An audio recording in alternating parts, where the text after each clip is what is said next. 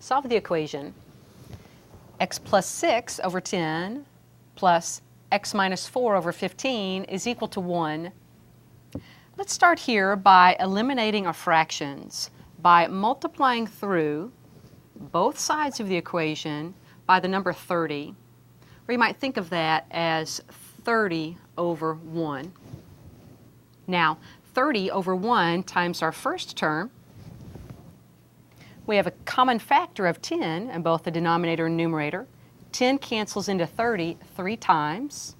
So this gives 3 times the quantity x plus 6. Plus, in multiplying 30 times our second major term here on the left, 15 goes into 30 twice, leaving us with 2 times the quantity x minus 4.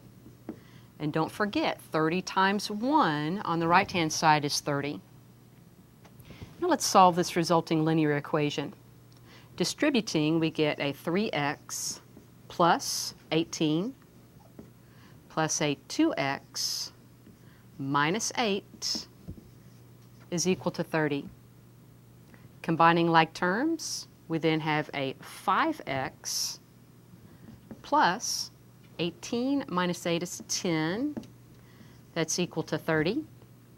Subtract your 10 from both sides to get 5x is equal to 20, or x is equal to 4 as we divide both sides by 5. Now, it's always wise to check that solution into the original equation, and let's just talk through this.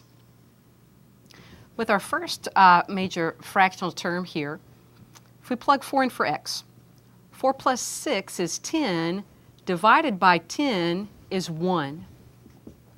With our second fraction here, in the numerator, 4 minus 4 is 0, and 0 divided by 15 is 0. 0 plus 1 is indeed equal to 1, and so you can quickly verify that the correct solution is 4. So let's summarize then and indicate that the solution set is 4.